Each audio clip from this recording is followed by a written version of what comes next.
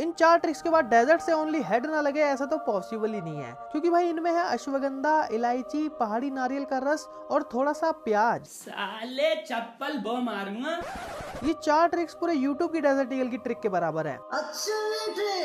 तो यार देखो, प्रो प्लेयर्स की पहली पसंद का नाम होता है डेजर्ट ईगल। चाहे तुम कस्टम में देखते हो या फिर लाइव स्ट्रीम में, लोग ना डेजर्ट ईगल को बहुत यूज करते हैं। ऐसा पता है क्यों? क्योंकि डेजर्ट ईगल ना पास या फिर दूर वाले बंदे को एक ही शॉट में खत्म कर देती है। अब ये खत्म तो कर देती है, पर आप लोग भाई फिर भी डेजर्ट ईगल नहीं चला पाते। बीच में दो चार हेडशॉट मारने लग जाते हो, पर एक हफ्ते बाद 2 हफ्ते बाद फिर से वही हाल हो जाता है। एम स्लिप होने लग जाता है, या फिर शॉर्ट रेंज में हेडशॉट लगना तो तुम्हारे लिए एकदम तुक्का ही है बस, या फिर बस सीधे खड़े हुए बंदे को डेजर्ट से मार पाते हो। तो ये सब हमारे नूबगिरी की निशानी होती है। और अगर ये सारी दिक्कत नहीं होती, इन सबसे बच के भी तुम हेडशॉट अगर मार लेते हो, तो भी तुम्हारी डेजर्ट ईगल वैसी नहीं चलती जैसे तुम लाइव स्ट्रीम में देखते हो, जैसे कि क्लासी या फिर स्मूथ 444 की लाइव स्ट्रीम में देखते हो, या फिर एनजी की लाइव स्ट्रीम में जो प्लेयर्स आते हैं। तो तुम आज भाई बिल्कुल टेंशन मत लो, क्योंकि आज मैं बिल्कुल भाई तुम्हें एक बड़े भाई की तरह डेजर्ट ईगल हाथ पकड़ के चलवाना सिखाऊंगा, और ऐसी सिखा दूंगा कि तुम्हारी डेजर्ट और उन प्रो प्लेयर्स की डेजर्ट में कोई फर्क नहीं रहेगा। लेकिन उससे पहले मेरे छोटे भाई बहन होने के नाते तुम्हें भाई इस वीडियो को एक लाइक मार के सपोर्ट करना है, क्योंकि आजकल तुम्हें देखो पता है कि मेरे यूट्यूब का साथ कुछ दिक्कत हो रखी है।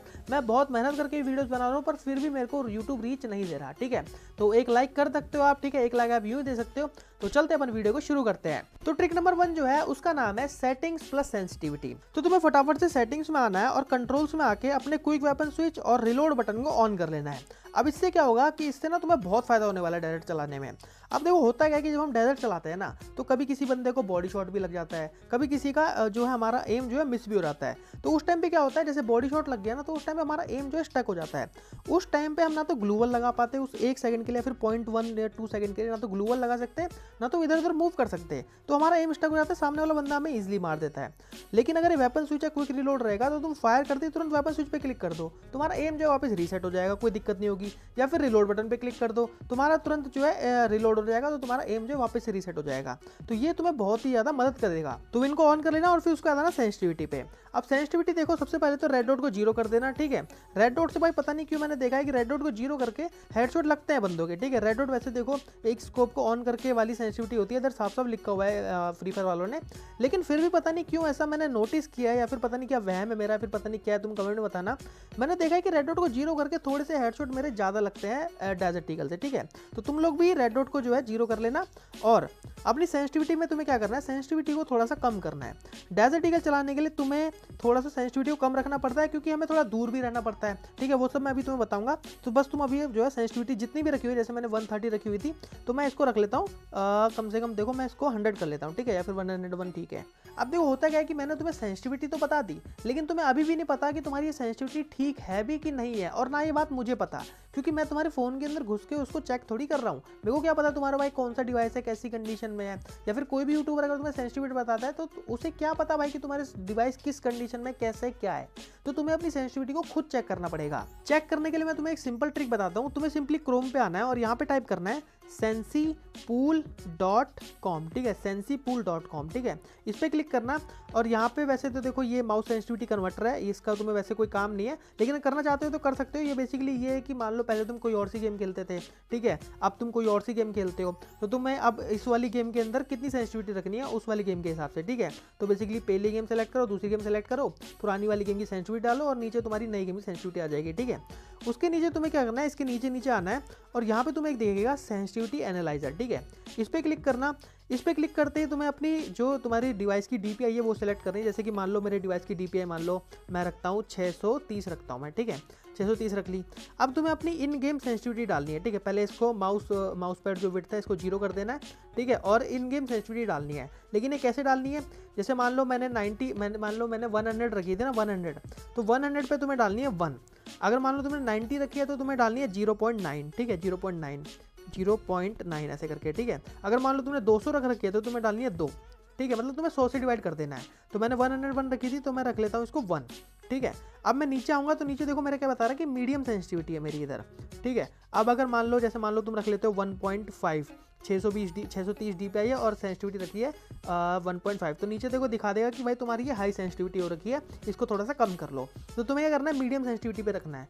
तो जाके तुम इस वाली वेबसाइट से तुम अपनी जो है सेंसिटिविटी को चेक कर सकते हो कि कैसी है कि कैसी नहीं। तो इसका लिंक तुम्हें डिस्क्रिप्शन में मिल जाएगा, जाके तुम चेक कर लेना इस वीडियो को देखने के बाद। अब जो हमारी ट्रिक नंबर 2 है उसका नाम है एम प्लेसमेंट और ड्रैग स्टाइल। अब देखो मैं तुम्हें एकदम सिंपल भाषा में एम प्लेसमेंट और ड्रैग स्टाइल समझा देता हूँ, ठीक है। तो सबसे पहले मैं इस पैड को भगा देता हूँ, ठीक है। तो देखो हमारी ना 3 रेंज होती है हमेशा। शॉर्ट रेंज में अगर तुम यहाँ पे देखो रेड एम से ड्रैग करोगे ना, तो तुम्हारा बॉडी ही लगना है भाई ज़्यादातर। तुम्हारा कितने खींच लो तुम्हारा बॉडी ही लगेगा।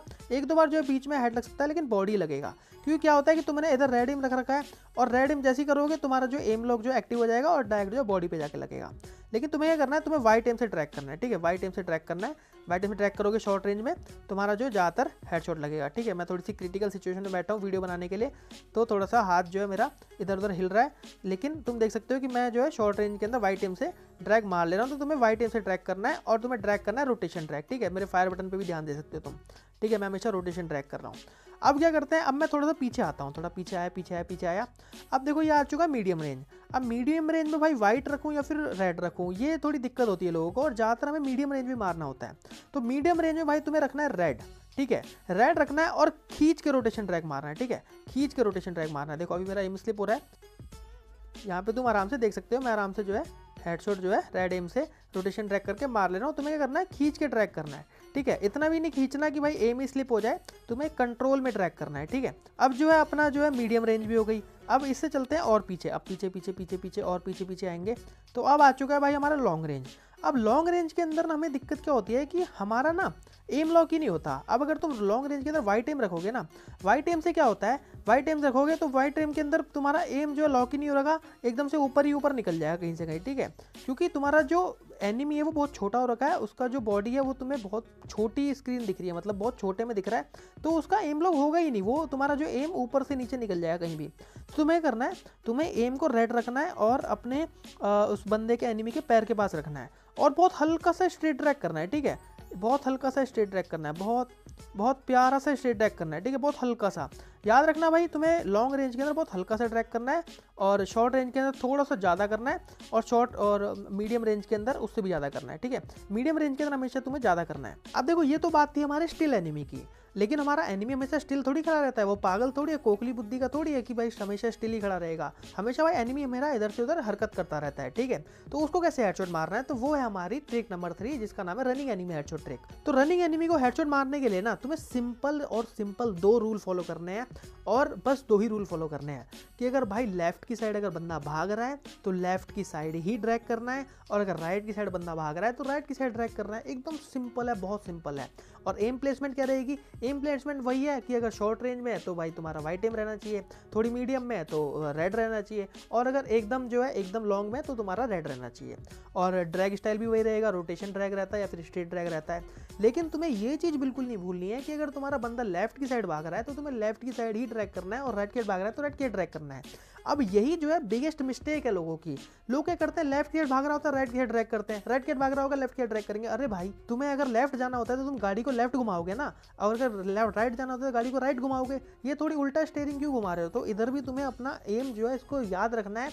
ये बिगेस्ट मिस्टेक है भाई लोग जो डेजर्ट चलाते समय करते हैं, और इससे ज़्यादा कुछ भी नहीं है इसके अंदर। अभी तो देखो हमारी रनिंग एनिमी की बात हो गई, हमने जो है स्टिल एनिमी की भी बात कर ली, हमने सेंसिटिविटी भी चेक कर ली, अपनी सेंसिटिविटी बना भी ली और सेटिंग्स भी सही कर ली। लेकिन अब जो पता नहीं एक चीज़ आती है ना, ये चीज़ तो तुमने बहुत जगह देख ली होगी, लेकिन पता नहीं फिर भी क्या होता है कि हमारे फिर भी हेडशॉट नहीं लगते। तो उस चीज़ को सही करने के लिए मैंने जो अपनी ट्रिक नंबर 4 रखी है वो तुम्हारी उस चीज़ के लिए मदद करेगी, जिसका नाम है माइंडसेट। तो मैं तुम्हें ना एक किस्सा बताता हूँ। मेरा ना एक दोस्त है भाई गली का, वो ना भाई बहुत ही अच्छे ट्रेनिंग में हेडशॉट मार लेता है, बहुत ही अच्छे। और इनफैक्ट वो जब भी मतलब मेरे पास आता है तो बोलता है कि भाई चल तेरे पास आईफोन है तो यार दिखा दे, मैं थोड़ी देर गेम खेल लेता हूँ। तो जब वो मेरे फ़ोन के अंदर खेलता है तो भाई वो धुआंधार हेडशॉट मारता है, डेजर्ट ईगल से मतलब धुआं भर देता है वो। ऐसा क्यों कर पाता है वो? मेरे फ़ोन के हिसाब से हाँ थोड़ा बहुत फ़र्क पड़ सकता है मेरे फ़ोन के हिसाब से, लेकिन नहीं, एक्चुअल में उस टाइम क्या होता है कि भाई मेरा फ़ोन उसके आदमी होता है, मेरी आईडी लॉगिन होती है, तो उस टाइम पे उसके मन में आता ही नहीं कुछ भी। उसके मन में ना तो रैंक माइनस होने का डर होता, ना तो उसे मरने का डर होता, ना उसे केडी का डर होता, ना उसे हेडशॉट रेट का डर होता। वो बस जाता है और बंदे को सिर्फ और सिर्फ मारने की सोचता है। लेकिन जब वो अपने फोन में खेलता है तो उसको रैंक पुश का भी डर होता है कि भाई रैंक माइनस ना हो जाए। मेरी तो वो कितनी रैंक गिरा दे, वो तो चाहते हैं कि मेरी रैंक कम हो। तो इसलिए भाई तुम भी नोटिस करना, तुम्हें भाई डेजर्ट ईगल चलाते समय बिल्कुल भी डरना नहीं है। जैसे मेरा दोस्त नहीं डरता बिल्कुल भी मेरे फोन में खेलते समय, क्योंकि उसे क्या घंटा फर्क पड़ रहा है उसे भाई मेरी आईडी से, मेरे उससे। और अगर तुम्हें डेजर्ट ईगल चलानी है ना, तो तुम्हारा सबसे पहले गोल ये होना चाहिए कि तुम्हें वो डेजर्ट ईगल लेके हर राउंड में बंदों को बस मारना है।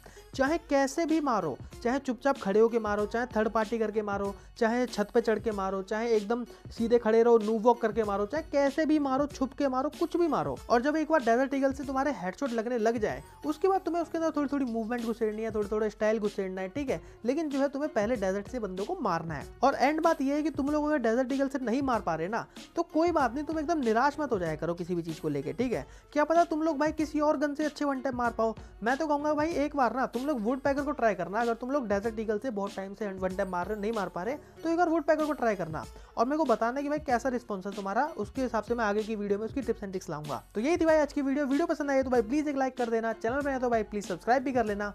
मिलता हूं तुमसे किसी नेक्स्ट वीडियो के अंदर, तब तक के लिए बाय बाय।